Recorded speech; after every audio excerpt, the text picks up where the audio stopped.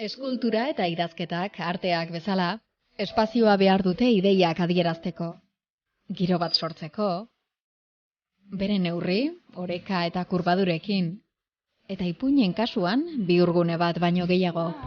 Esti Martinez idazle iruindarraren animalia domestikoak ipuin bilduman gertatzen den bezala.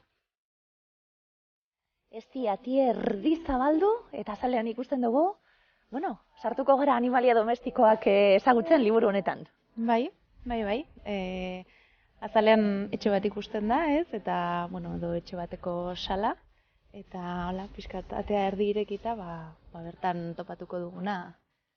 Bai, liburu hortan ikusiko dugu. Ezberdina da. Atie zabalik badau edo itxita badau, ezta? Ezberdina da bisita itxaroten bagaude edo ez? Hori da, bai. Eta nik uste dut azalonek baduela pixkat beharrez genuen lekuan begiratzen ari garenaren sentsazio hori edo zirrikitu hori zabaltzen duela.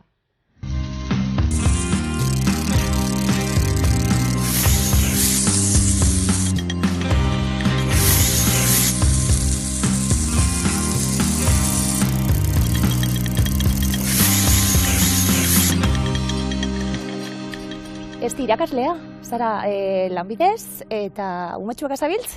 Bai, haurrezkuntzako irakaslea naiz, eta 3 eta 5 urtekoekin aritzen naiz.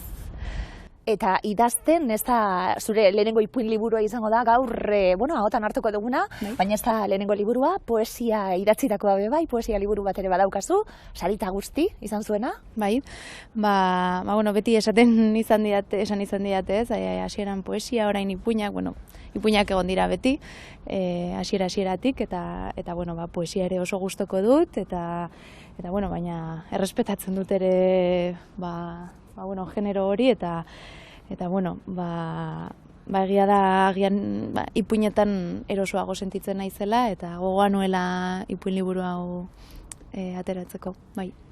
Ez gara bakarrik egongo, gaur elkarrizketan esti, ipuin guintzan eta ipuin liburuei buruz dakien beste lagun bat ere gonbidatu duzu? Bai, Aintzane Usandizaga idazlea gonbidatu dut, laguna, eta liburu hontan lagun izan dudana, eta parte hartu duena ere irakurketan eta gomendiotan, eta bai. Bartzelonan ezagutu genuen elkar. Biak han bizi ginen, ni hilean 1.000 euro eta 9 lanorduko beka batekin, Leire Gestalt masterra egiten. Asteburuetan tabernari biak. Esti eta liburu azaletik barrura sartu, eta animalia domestikoekin bat egingo dugu. Bai. Izenburua? Bai, liburuan animaliak topatuko ditugu, ipuin gehienetan, denetan ez, baina izenburuak ez die referentzia egiten animalia hoiei, baizik eta pertsonaiei, ez? Pertsonaiak ateratzen duten alde instintiboago horri, domestikoak dira, bai. Etxeetan oso sartuta daude, eta baina haien alde piztiagoa edo ere, nabarmendu nahi izan dut. Hala ere, domestikatuta egongo dira, guztiok gaude moduan, ez da? Eta daukagu momenturen bat, ipuinek harrapatuko digute gainera momenturen bat, inbidia sentituko du baten batek, nazka, beldurra, maitasunaren amaiera hori, denetariko gaiak izango dira, baina, gero aurrera egiten dugu eta domestikatuta aurrera egiten dugu guztiok bai, apurtxoet badago horretatik. Bai, batzutan badugu etxetik atera eta beste erabatekoak izateko grina hori, baina etxeak tiratzen gaitu eta oso domestikatua gaude, ez? Eta bertako pertsonaiak ere konturatzen dira baietz. Askotan zaila dela aldatzea eta zure barne izaera horri auko egitea. 8 ipuin labur, pertsonaiak ezberdinak izango dira ipuinetan, ahots ezberdinak entzongo ditugu, baina portxuet metafora handi hori eginez, etxea egongo dalako, etxea fisikoki egongo dalako ipuinetan, baina metafora hori ez da, geure etxea eta geu ezberdina da. Gure etxera baten batek hartzen dugunean, gure etxea erakutsi nahi dugunean, edo bakarrik gaudenien geure etxien, ez da? Geure barruan berrolako zeozer gertatzen erakutsi nahi duguna, eta benetan gertatzen ari den kaos hori, ez da? Bai, egia da, ipuinak bildu nituenean ikusi nuela, ez? Ez da nahi taginiko zerbait, baina etxea bazela ipuinak batzen zituen ari bat. Eta gerora ere, esan izan diate, ze garrantzia eman diozun etxeari, ez? Igual gero ez dela hainbestekoa. Baina bai iruditzen zait, niri behintzat pertsonaiak ongi ezagutzeko haien etxetan sartu behar naizela, ez?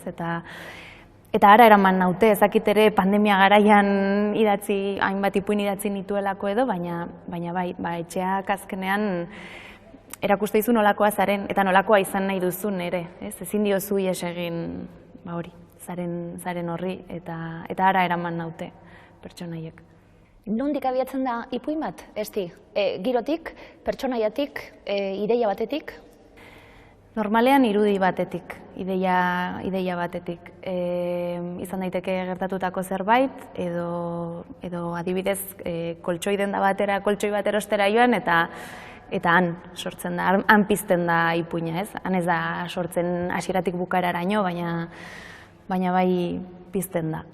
Eta normalean irudiak izaten dira, irudi puntual bat. Koltxoi denda batera joango gara, eta zorte apur bategaz 20 urteko bermea izango du koltxoiak, ondokoarekin baino agian denbora gehiago egongo gara koltxoiarekin, apurtxu bet, ipuin horretan horrelako joko bat egiten da, ezta?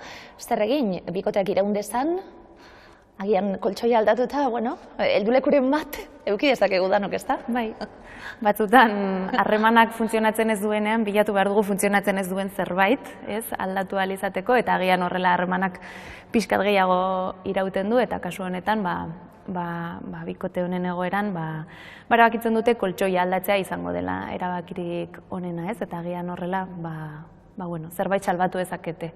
Eta hor, tartean sartzen da koltxoiaren neurria, edo koltxoi mota, baina kontua da loa galarazten diola protagonistari, eta bilatu behar, ez, zer den gauean hor loa kentzen diona. Bilatu behar edo ikusi nahi ez duguna, ikusten ez jarraitzeko aitzakiak bilatu behar. Apurtxu beti izango dute guztiek horretatik bai, aldaketa momenturen bat egongo da, baina aitzaki bila hasiko gara, ez da? Koltxoi aldatuko dugu agian, eta bestelako hainbat historia bai, ez da? Zer egin ikusi, egoerari aurre egin, edo jarraitzen dugu geure bizitzarekin eta geure trikimailuekin, ez da? Bai, nik uste dut orokorrean ipuin hauetako pertsonaiak nahiko eroso daudela haien bizitzekin eta kostatzen zaiela erabakiak hartzea, aldaketei aurre egitea, eta kasu honetan, koltxoi aldatzea agian erosoena eta azkarrena da, ez? Ipuin horretan, lehenengo ipuinarekin hasiko gara, ama bat, oso ondo egon da orain arte, ume txikiarekin, baina ikusten du ja umea hazten hasi dela, eta lagun berriak egiten, eta horrek zorrarazteko dion, aldaketa horrek zorrarazteko dion, misterio apur bat ere badaukana, lehenengo ipuin horrek, aldaketa horri, ze esango dugu, inbidia apur bat dagoela ipuin horretan? Bai, zakit inbidia edo batzuetan beste pertsona batzuk ezagutzen ditugunean, gurean falta diren ezaugarri horiek atzematen ditugula, ez? Edo deskubritzen ditugula, eta kasu honetan, bai, bere aurraren sozializazioan sartuz gero, ikusten du, bere aurraren beste alde bat ezagutzen du, bere aurraren inguruan dauden pertsonak, eta bai, horrek bere nortasun horretan ere eragiten du. Etxe itxusi bat daukala esaten diote. Nork eta aur batek, ez? Esaten dio, hori, bere etxea itxusia dela, eta hasiera batean, ez? Aur batek esaten baizu zure etxea itxusia dela, ez dizu zertan eragin behar, baina ma honi bai eragiten dio, eta hasten da fijatzen, benetan zerote dagoen bere etxean, eta orduan joaten denean beste aurraren etxera, konturatzen da, baietz bere etxeari gauza asko falta zaizkiola.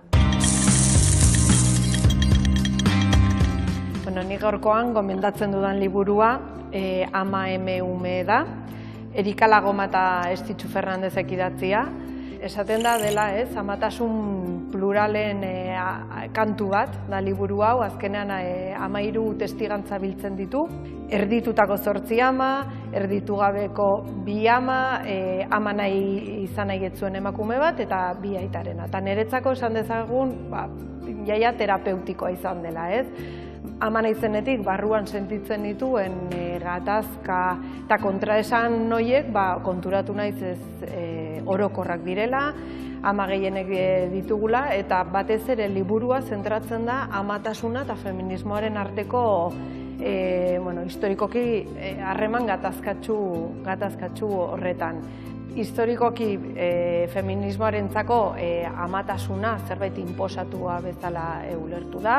Patriarkatuak inposatu digun zerbait bezala, baina zer gertatzen da gaur egun amatasun desiratu hoiekin. Behin da berriz errepikatzen dena da, amatasuna ez dela guretzako kartzela, baizik eta sistema bera dela kartzela, alde batetik nahi gaituelako ama sakrifikatu gisa, baina beste alde batetik ere profesionalki superwomana izango den ama hori. Eta gatazka horretan murgiltzen gara. Eta beste alde batetik, eta nik azpimarratuko nuke niretzako zaplasteko handiena izan zela, biologiarekiko harreman hori, eta hainbat aldiz aipatzen da liburuan, hori feminismoarentzat beti esentzialismo gisa ikusi izan da, baina amazarenean, erditu duzunean, ezin duzu hain gauza basatiagorik bizi izan, eta horrek ere berplanteatzen dizkizu feminismoaren hainbeste premisa, adibidez, gurasotasun baimenena, eta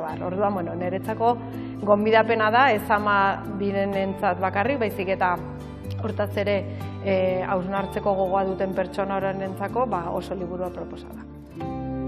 Batzutan, era sotilago baten, iradokiko dituzu kontuak eta irakurleak gure lana egin beharko du. Bikote bat agian umiek izan ezin da dabilena, baina bestelako zapaburu kume batzuk salbatzen dabilena eta bar. Hor batzutan uzten diguzu, gauzak argiago, baina beste batzutan geuk ere geure ahalegin txiki egin behar dugu irakurle moduen. Hori pentsatu duzu? Nahita egindako lana izan da? Zer eskatzen diguzu liburu honetan? Bai, niretzat ipuinak idaztean lan handiena da informazioa neurrian ematea, eta orekatzea azkenean irakurleari ez diozu ematen, bi istorio daude, kontatzen duzuna eta kontatzen ez duzuna, eta orduan hor oreka bat bilatzea batzutan ez da erraza. Eta kasu honetan, putzuen ipuinean, agian niretzat komplikatuena izan da, kontatu nahi nuelako zapaburuen istorioa, nola dagoen bikote bat, zapaburuak putzu txikietatik salbatzen dituena, putzua lehorrez dadin, baina atzean badago beste istorio bat, bikoteak berak bizitzen duena, seme alabak euki ezin da, eta hor eskatzen zaio irakurleari pixkataratago joatea irakurketan. Isiltasun hori, etxean egongo dana, etxe triste hori, beste etxe baten lorategian mamuak egongo dira bai, agian barne mamuekin, protagonistaren barne mamuekin bat egingo dutenak, ez dakigunak benetan, kanpuen badauz, barruen badauz, edo barriro behi jolas hori irakurlearekin. Bai, hori helburuetako bat zen, mamuak denok ditugu gure barnean, eta batzutan ez dakigu benetan errealakote diren ala ez, eta kasu honetan, irakurleak deskubritu beharko benetan mamu horiek edo pizti horiek lorategian dauden edo emakumearen belarrietan. Beste bikote bat, ke egongo da etxe baten, sua ez du aurkituko, edo bila ibiliko gara, ke asko bai, azkenin beste metafora handi bat bai, ezta? Ze gertatzen da, baten bati gure bizitzan oso garrantzitsua izan dana, danok pentsatu dugun, ze sentimentu unibertsala, pertsona bat dana izan dana, gero igual bikote izateari utzi eta zer egiten dugu berarekin, ezin gara hurbildu, ezin dugu ukitu, dana izan den pertsona bat, ezta? Ze gertatzen da errautsoiekin, eman diozu forma ipuin bai. Bai, suaren metaforak asko laguntzen du, bikote harreman batean errautsak geratzen dira, eta batek pentsa dezake agian berpiztu daitekela errautsoiek, behintzat kea hor nonbait ikusten du, besteak ez du ikusten, eta jolas horretan kokatu ditut, bizi diren edo kokatzen den eraikin horretan, sua topatuko duten edo ez, batek pentsatzen du baietz, besteak etzetz, baina benetan da haien harremanean geratzen ote den. Batez ere zeurea izandako etxe baten, beste baten bat dagoenean. Hori da. Zure gauza guztiekin bizitzen. Eta itzuli behar zarenean. Bai, danok sentitu dugun, ez da? Bai. Bada, beste joku bat idazle moduen, dinot, sentimentu unibertsaloiek hartu, gaur egun ere ekarri, azkenein 2023an gaude ipuin hauek irakurtzen, eta oso garaikidea den liburu bat, kokalekuak oso ezagunak egingo zaizkigu, pertsonaiak ere identifikatuta egon gaitezke, bada purtsu bet, zeregina hori, jokua hori, ipuinak idaztearena? Bai, agian ez da nahi eginako zerbait, edo helburua idazterakoan, ni abiatzen naiz bizipenetatik, sentimenduetatik, honekin ez dut esan nahi horkoa bizi izan dudanik ez, baina nahiko ipuin intimoak dira ere ez, sartzen da pertsonaien etxe barru-barruraino, eta bai, uste dut topa dezakegula denok bizitzen dugun errealitate bat ez, edo bizi izan duguna, edo bizi dezakeguna. Oso ohiko egoerak dira, oso egunerokoak, eta bai, identifikatua ikus dezakegu gure burura, nik uste dut. Egunerokoaren, azken aldean baditugu geuk ere eskuartean horrelako liburuak, egunerokoaren handitasuna errebindikatzen gabiltza azken aldean. Dinot, gu irakurle moduan, oso eroso eta oso gustora egoten garelako nolako liburuak irakurtzen, baina idazleok ere basabiltzate, ezta? Gauza handiei buruz ere idatzi dugu, boladak edo izaten dira bai, eta egunerokotasunean stop egin, albora begiratu eta zema gauza txiki handi. Bai. Niretzat, detaile txiki horiek oso interesgarriak dira irakurle bezala ere, ez? Ipuinak irakurtza ditudanean, edo bestelako generoak, detaile txikietan zentratzen diren idazle horiek interesatzen zaizkit.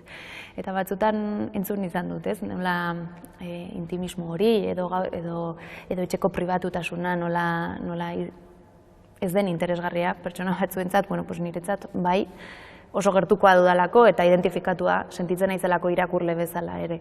Orduan, nire idazketan horrelakoak sartzen ditut. Ipuinak laburtuak izango dira, ezti, eta esan dugu, eta jarrituko dugu hitz egiten horri buruz, pertsonaiak nortzuk izango diren, eta kontatzeko era bezberdina dalako, batzuk lehenengo pertsonen egongo dira, beste batzuk kontakizuna hirugarrenien izango da eta bar. Amaierak, ze amaiera gustatzen zaizu? Ipuina hasi, non amaitzen dugu, esan dugulako, ipuin batzuk oso estrukturatuta daude, hasi eta amaitu egiten dira, beste batzuk zabalagoak dira, esan dugu irakurleak ere egin beharko duela beretik liburuan.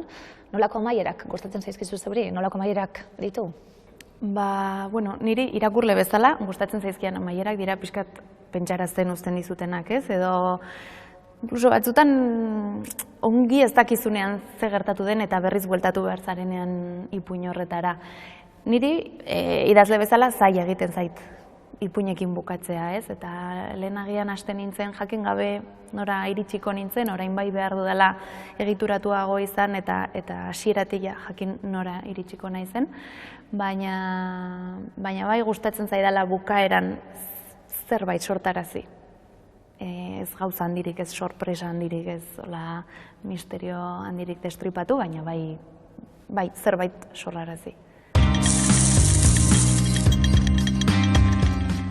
Idaztera bultzatu ninduen liburua izan zen Federico García Lorcaren Poeta New Yorken, eta ekarri dute Juan Luis Zabalaren itzulpenean.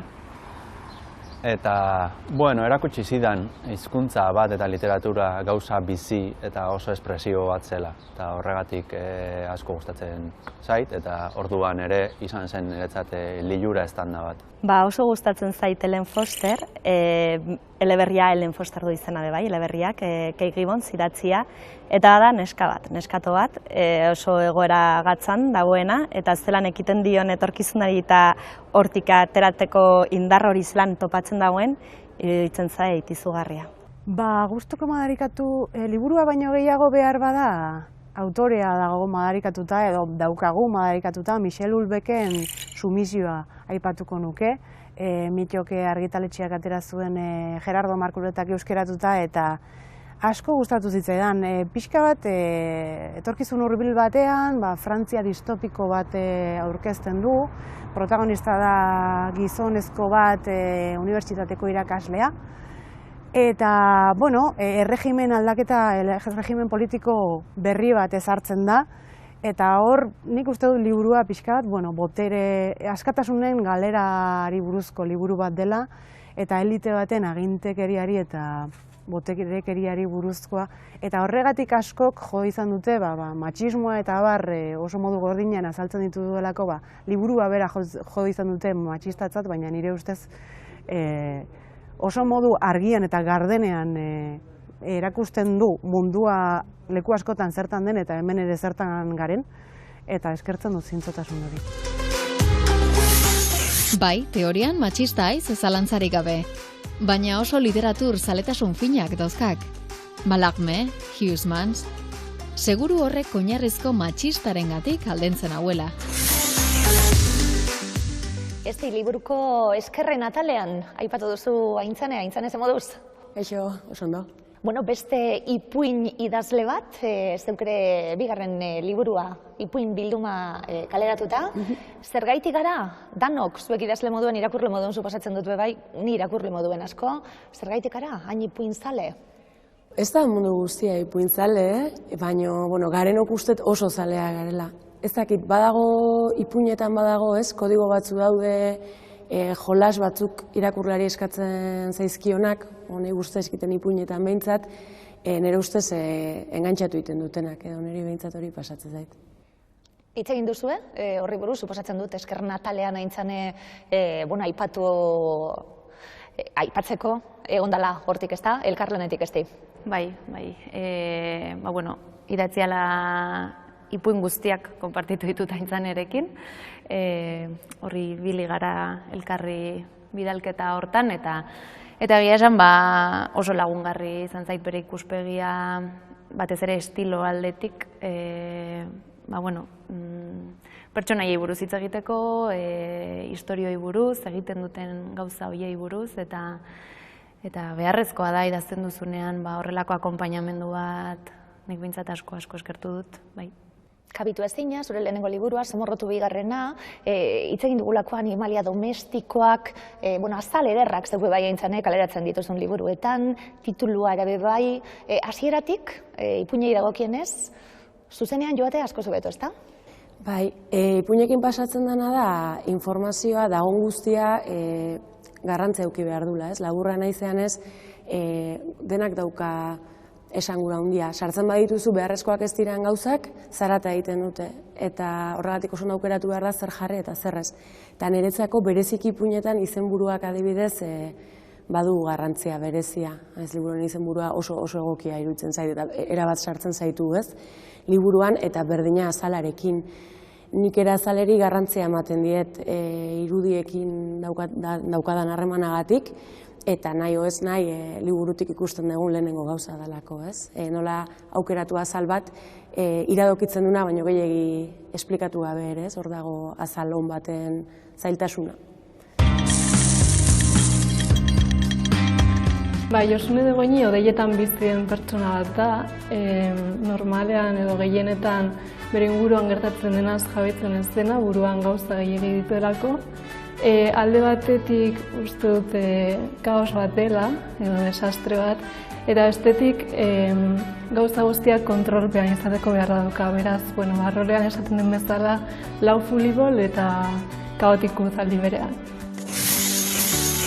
Gorputz batenak baino, ahots baten aztarnak direla esango nuke. Liburu hori Jacqueline Winter Thomas idazle Estatu Batuarraren omenez idatzi nuen, eta beraz, horri alde edo neguko paisaia horietan dion arteko elkarrizketa bat sortzen da. Batez ere, lasaitasuna eta oreka. Eta baita ere, naturarekiko konexioa eta idazteko hain beharrezkoa den denbora.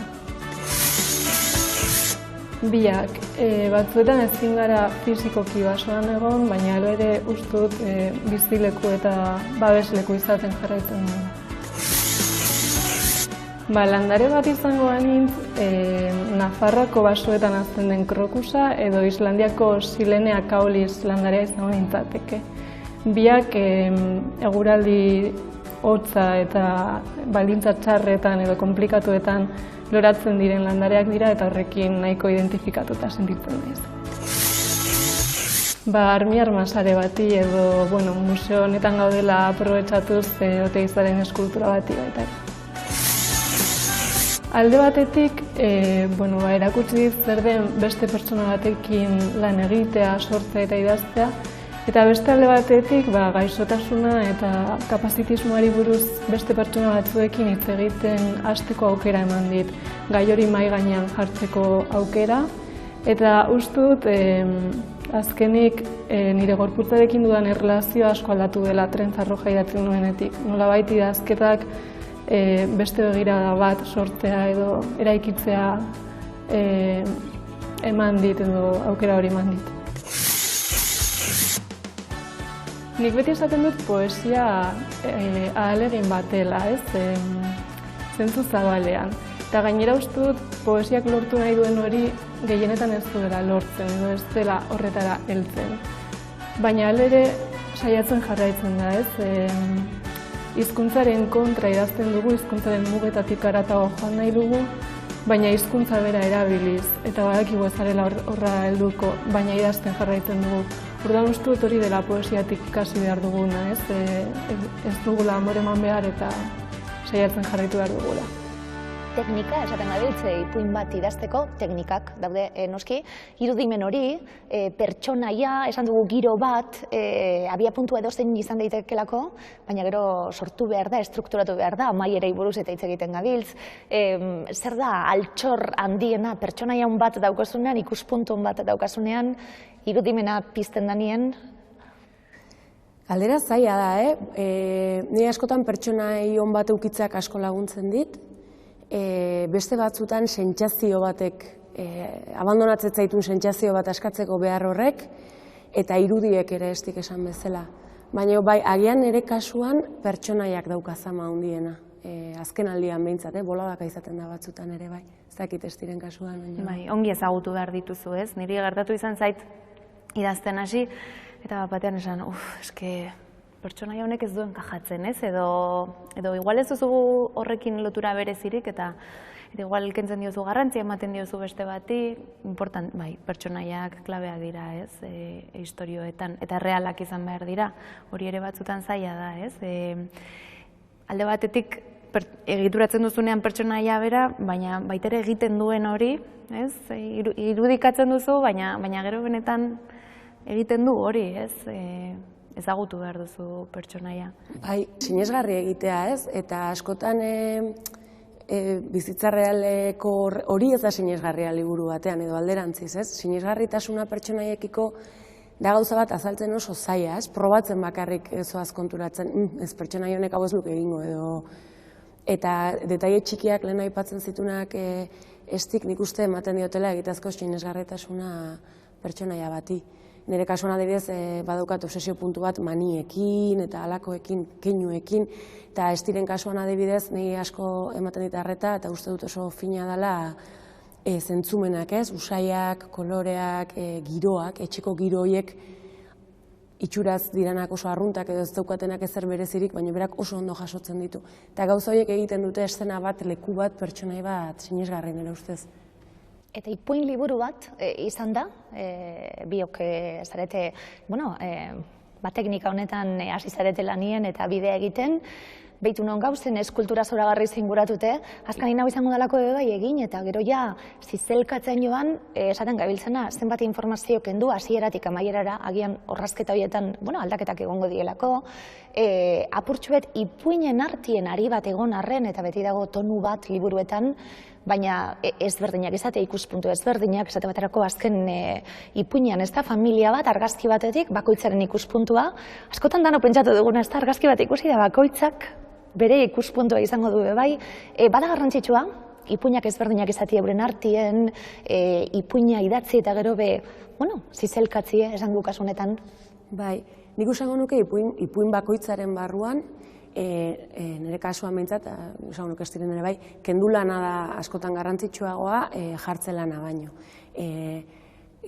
Kendu egiten duzu normalean ipuinetatik, ez? Eta zer ez dagon horrek, dagonak bezain beste esan dezake batzutan, ez? Eta elipsiek eta utxunek daukate garrantzia asko.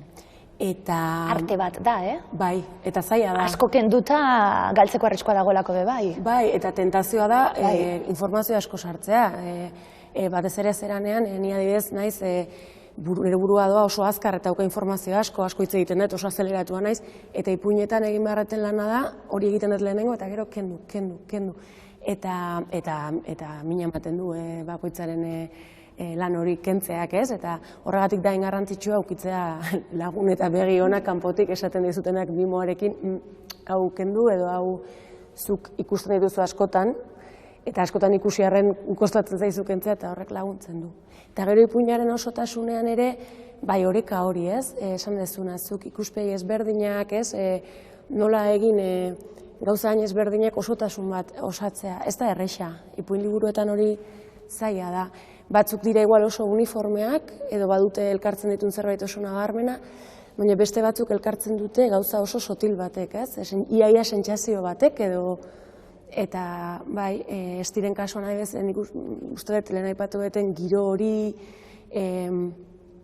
kontu hau ez, pertsonaiak badirudi oso eroso bizi direla muturreraino eroso, eta erosotasun muturreko hortan azkenean badago azpian ez erosotasun bat ateratzeko zai, ez? Irakurla dago etengabe horren zai. Eta nik uste taupada horrek adibidez ematen diola batasun handi bat estiren liburuari.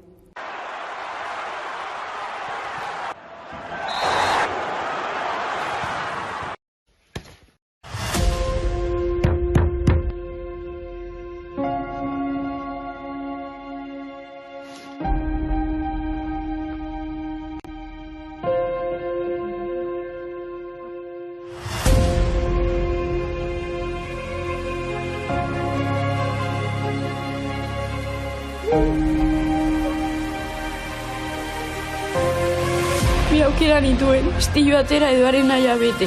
Eta azkenean... Este moduzko lana izan da, esti esaten gabiltzena, ipuinak ebrun artien, ezberdin du, pertsonaia ezberdinak, kontaera ezberdinak erabili. Oso naturala atera den zerbait izan da. Ez dut bilatu, orain emango diot beste forma hau, edo nik uste hasieratik bazutela proiektu berean enkajatzeko helburu hori, ez? Eta orduan joan direla sortzen tonu beretik eta estilo beretik, naiz eta gero formak ezberdinak izan. Eta bueno, hortxe ibili gara, ez? Egia da intzanek esaten zuena, kostatzen dela batez ere gero kentzen hastea. Atxikimendu, nik behintzat sortzen zait horrelako apego bat esaldiekiko, ez? Eta batzutan ikustu duzu, baietz, soberan dagoela, baina esaldi hori hortzegoen beste bi hoien artean, eta benetan, kentze lana izan da zaiena. Baina gero ipuinak, etorri dira bata bestearen atzetik, eta uste dut tonoa eta estiloarekin bat zetozela. Rosina izeneko emakume kementsu eta ekintzailea da eleberri honetako protagonista. Esloveniatik estatu batuetara bidaia egingo du, baina jaioterrira itzultzen denean, lehen mundu gerrak harrapatuta utziko du jaioterrian. Estilo berezikoa, arrapaladan irakurtzen dena. Elkar argitaletxearen Traola bildumaren ale honetan, Elgetako bi familiaren arteko fikziozko istorioa kontatzen da. Bertan, 1926ko altxamendura arte lagunak izan zirenak etsai bihurtuko dira belaunaldiz belaunaldi. Egunero abentura berrietara eramango duen memoria falta du Jajatxok. Harridura du motor nagusia, jakin min agortezina. Bezperan egindakoak ez ditu sekulan gogoan. Maite Larburu kantariaren ahotsez entzun dezakezu istorioa sarean. Etxea hoi da dugun espaziorik intimoena. Eta zaila da bertan ezkutatu nahi dugun horri ihes egitea. Etxeak erakusten dizkigu gure barruan ditugun hormak. Eta baita horma hoietan soberan ditugun apalategiak eta faltan ditugun leihoak ere. Etxea izan daiteke babesleku edo ihesleku. Sartu eta pasabidean barrena nahi adina ate ireki.